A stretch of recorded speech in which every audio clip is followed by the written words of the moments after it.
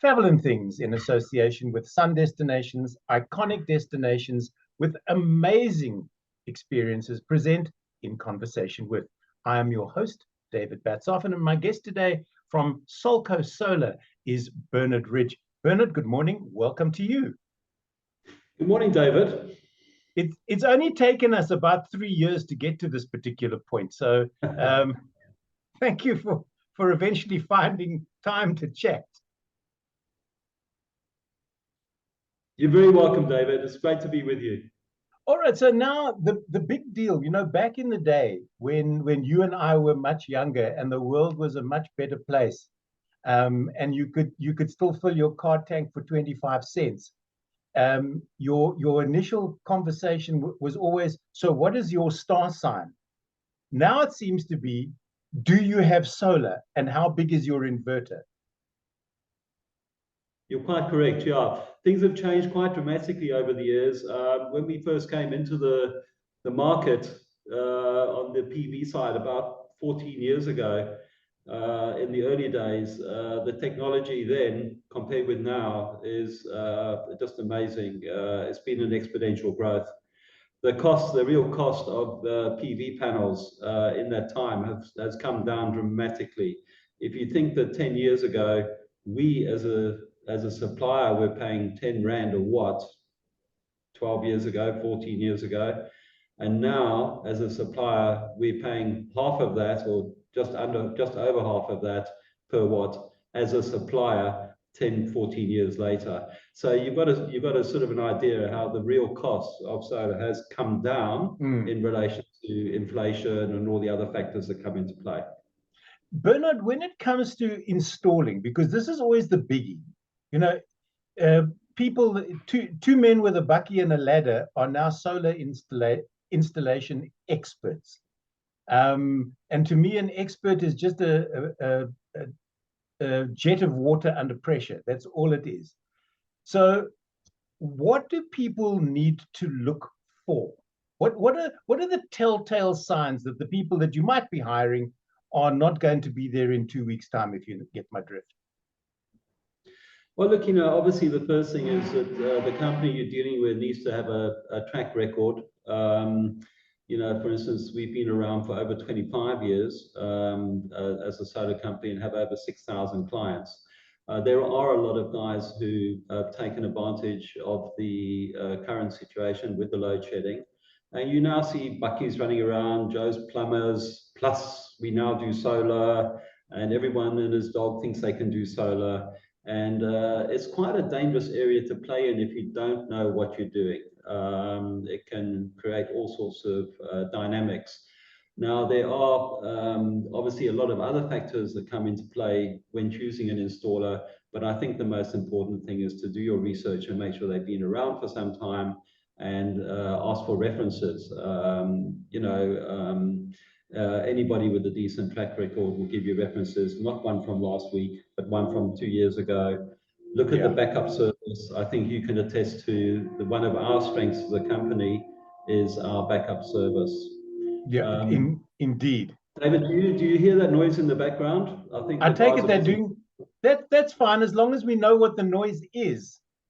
Okay. The guys are busy doing some plumbing upstairs, so I was hoping they wouldn't interfere. But anyway, let's carry on. Yeah. It's quite right. So it's plumbing, not solar installation that they're doing, Bernard. Yeah, they're doing a plumbing system for me, yes. Being paid with by profits from the solar installations. Yeah, fair enough. In 2008, when load shedding raised its head for the first time, and we all sort of went, it'll be over by next week, much like COVID, 21 days, it'll all be done and dusted. Here we are, 2023, and every week it says, Eskom say, we're getting things right, and in the very next breath, they can pivot faster than Rudolf Nureyev could do a pirouette. And before you know it, you go from stage 1 to stage 6 or even stage 7 already. And people are going, but we can't afford solar. The question isn't, as far as I'm concerned, you can't afford it. The question is, can you afford not to have it? David, it's so disruptive to people's lives. I feel so terrible for the people that haven't been able to afford it or haven't been able to put a system in because on the limited times that I've experienced load shedding, normally when I'm traveling where the people don't have backup or there isn't a solar system, it comes as a bit of a shock to me and Yeah. a good reality check. But I've got to be honest with you, David. It's got to be so disruptive.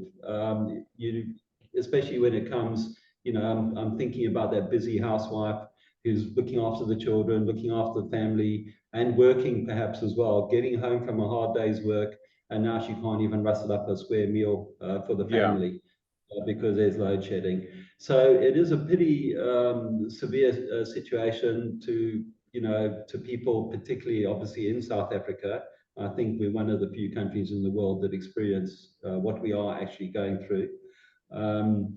But when it comes to choosing a system, look, the area we deal in through experience and everything is to try and avoid the cheaper stuff.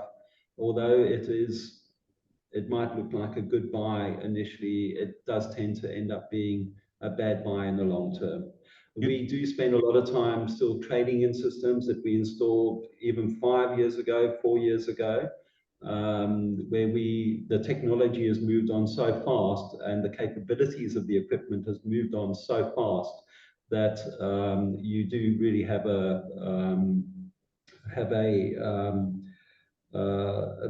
dynamic, improvement in the quality of the products that are on the market and a dynamic improvement in their capabilities, which is more to the point. Because now the other thing that's raised its head, obviously, because people see there are entrepreneurs out there and there are scamsters out there that go, oh, well, you can rent to buy or you can rent your solar.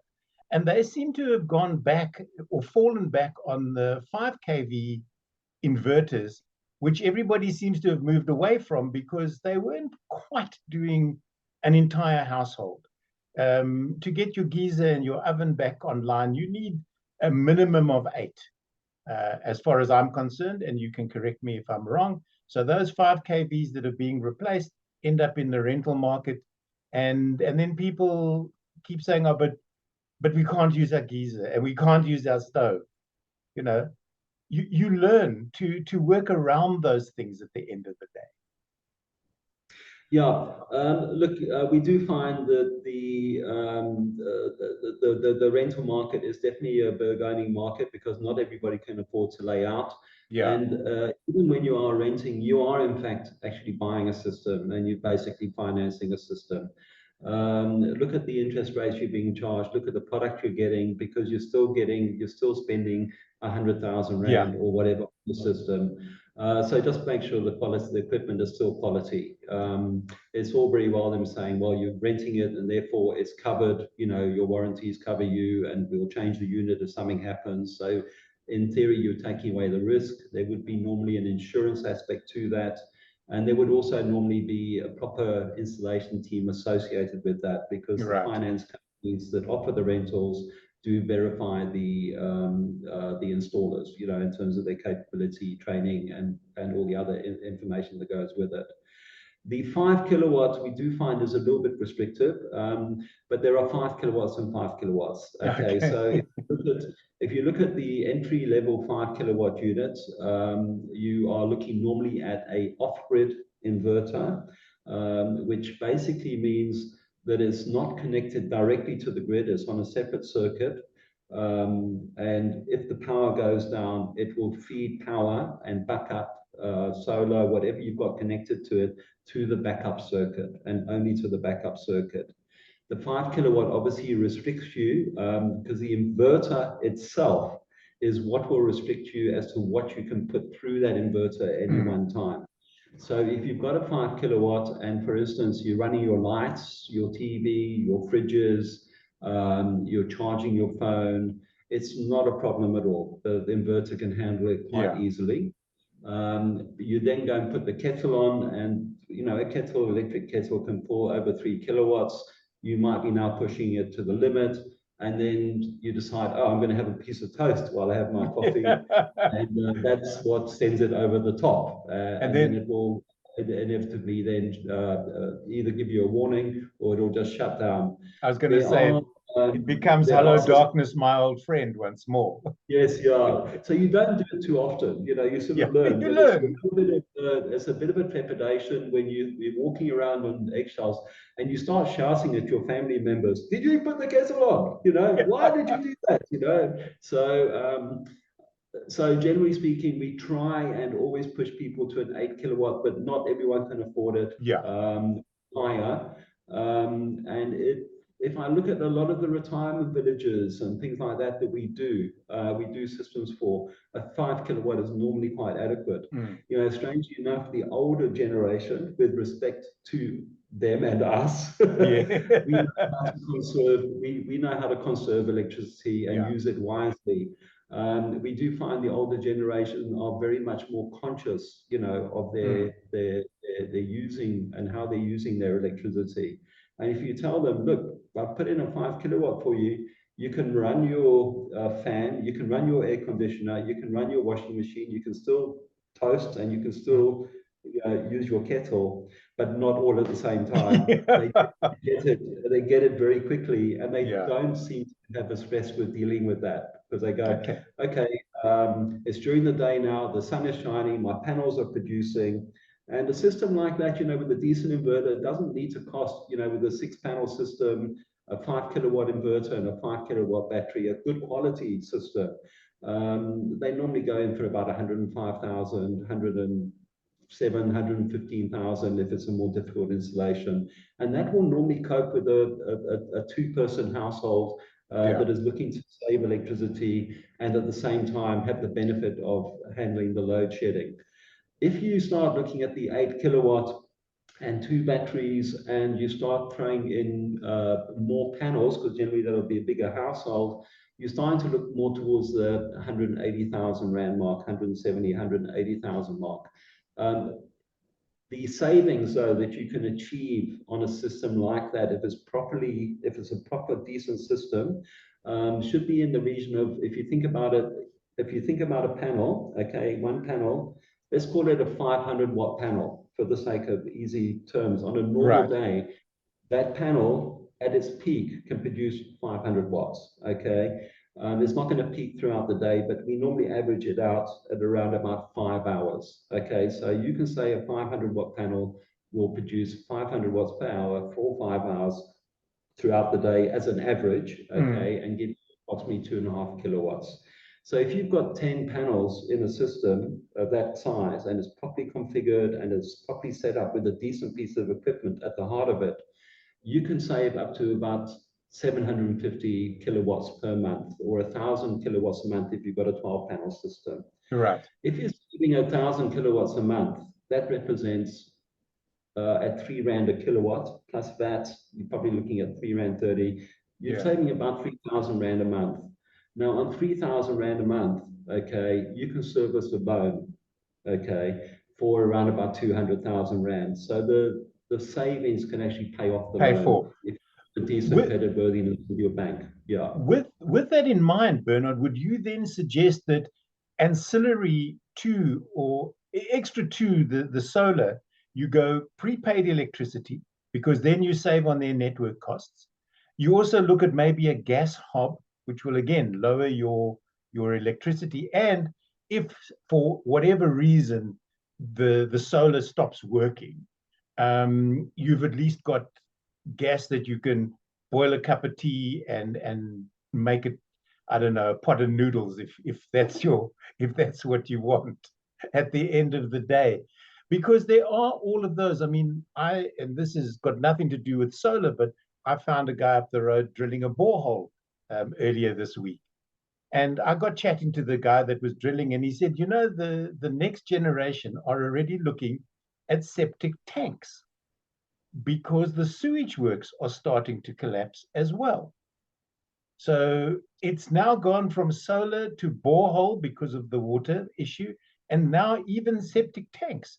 You know, is each household all over South Africa going to become their own little entity, and you can, I don't know, declare independence from your local municipality. Send them a letter going, stop sending me an account. I don't belong to you anymore. You know, it's quite an interesting one about the prepaid meter, for instance. I do agree with that, by the way, but what would be really, really helpful is if ESCOM and the municipalities roll out meters that can reverse. In other words, you can send power back into the grid. Yeah. So the ideal thing would be a prepaid meter, okay, that actually you pay for your electricity coming in, and you may be going to pay a peak because you're on a prepaid. But if you've got excess solar power during the day, it can go back into the grid and feed the network. What we found is just with 300 odd systems that we monitor on a daily basis using just one of the platforms, where we're generating, call it a megawatt per day, 1,000 kilowatts a day or more.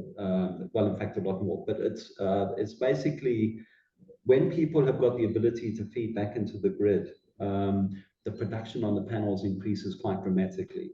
Because what actually happens with a solar system, the majority of your usage, okay, is early in the morning when everyone gets up, gets their cup of coffee, gets their breakfast on the go, the washing machine comes on, the dishwasher, all that sort of stuff happens. And during the middle of the day, it's normally the quietest time of the day, you know, and that's when the solar is producing its max, okay? Yeah. You've got a situation where you come into the evening, and once again, that's your busy time. So getting that balance is very, very difficult.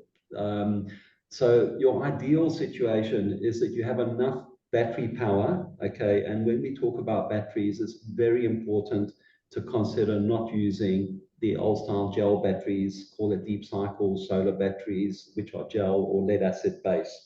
It's very important to look at lithium ion. The real cost has come down quite dramatically, and the batteries are just getting better and better. To be honest with you, they're really, really good quality nowadays. So we're looking at a lithium battery giving you up to 6,000 cycles, you know, in other words, charges and discharges, whereas a gel battery is going to give you maybe 500 or 600.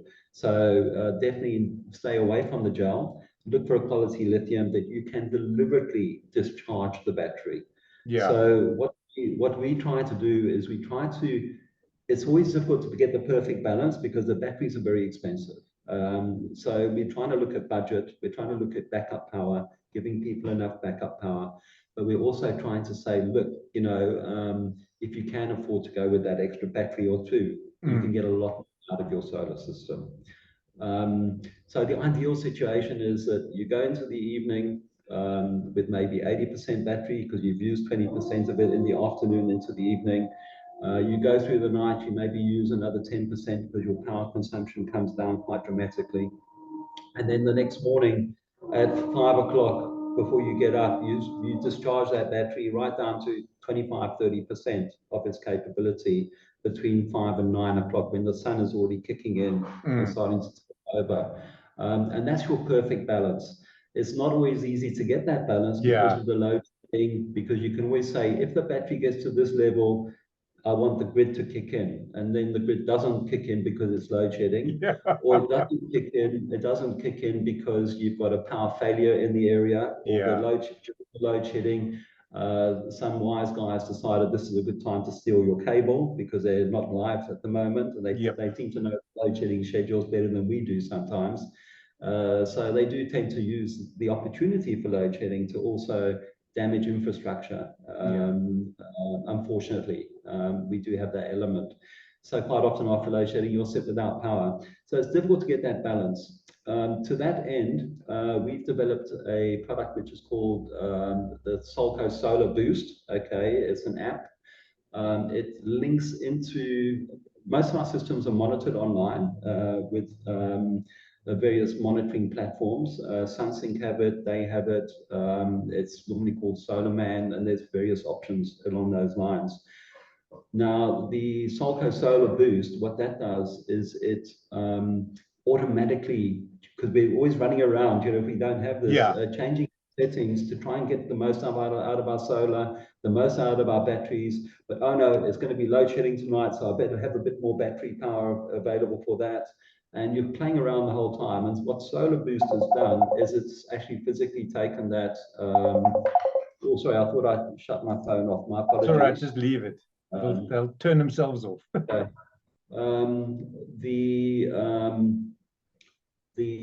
Okay, Solar Boost. Okay, so what that does is it goes in the back end of the monitoring platform, and it basically it manages your system for you automatically. Okay, so what it does is it takes into account the weather conditions, the load shedding schedule for your area, and it will automatically adjust the settings according to that. So this is a product we launched recently.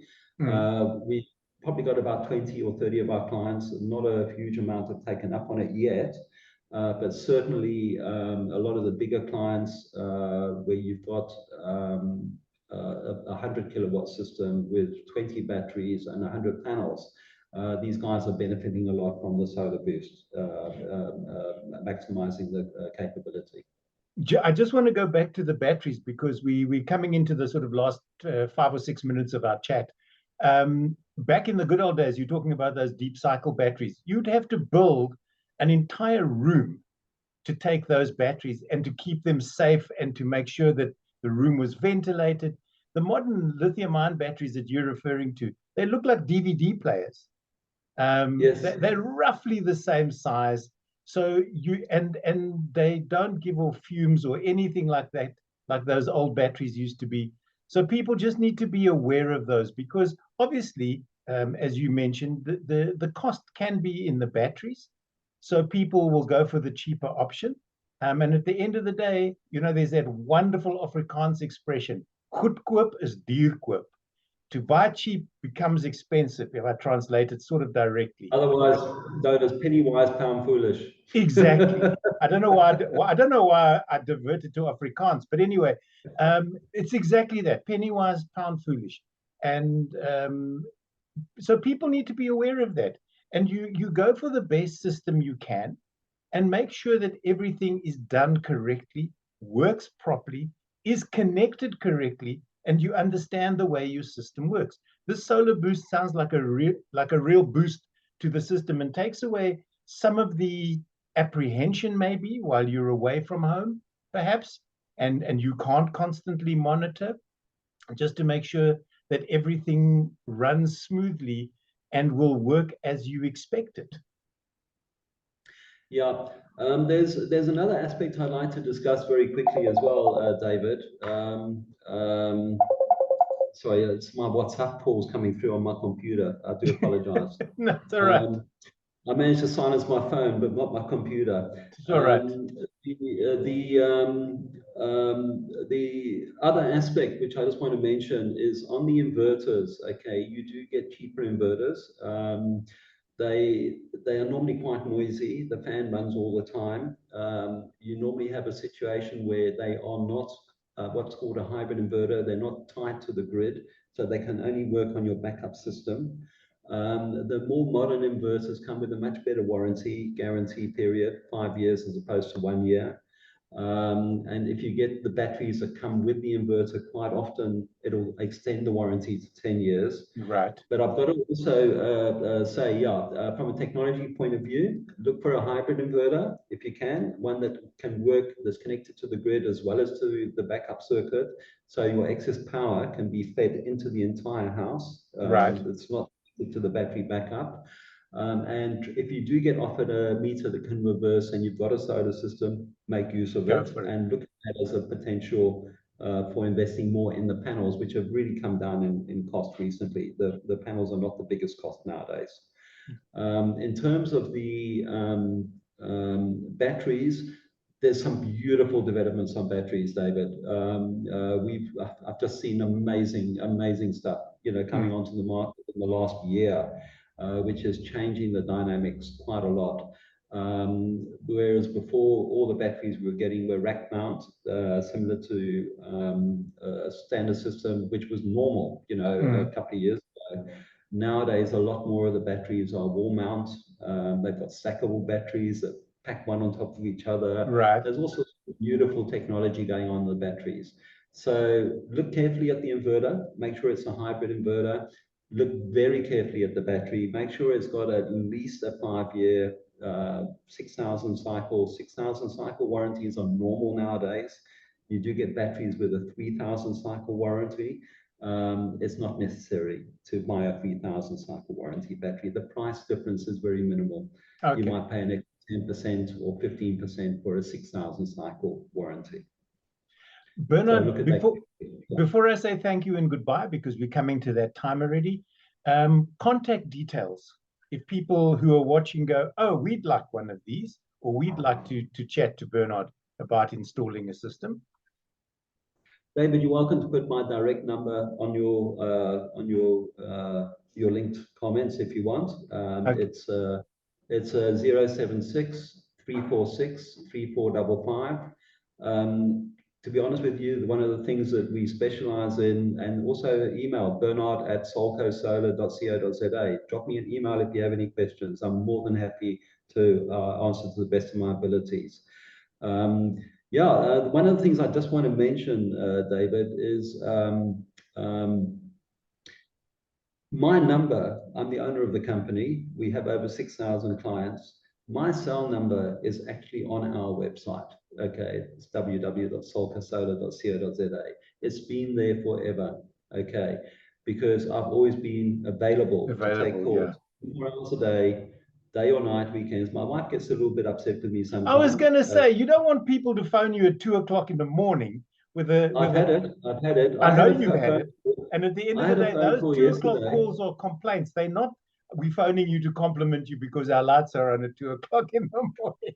Look, normally if it's a house situation, people will wait until the morning. But yesterday I had a call from the local police station where we put in a system in the Ramsgate police station. They phoned, the power's gone. The power's gone. We've got no power. So I rushed down there to check on the inverter and everything. It was perfect. There was nothing wrong with the inverter. There was no power coming through. After scratching my head, checking everything, I found out that in their generator room, there was a switch that had tripped. Put it back on, lights on. But if not, they would have been sitting without power all night, and that I can't have, not my local police station. No, definitely not. I did do that jump out of bed, okay, at 10 o'clock and shoot down to the police station and sort that out. But luckily, it's nice and close where I am. Yeah. Great stuff. Bernard, thank you so much for joining me this morning. I've been chatting to Bernard Ridge, who's the owner of SOLCO Solar. If you'd like to get hold of him, 076 346 3455 is his contact number. And I suppose at the end of the day, I can say I can attest to all that he's spoken about during our conversation. Bernard, as always, good to talk to you. And thanks for joining me here on In Conversation With. Thank you, David. Always a pleasure to see you and to chat with you. My regards to your family. Take care.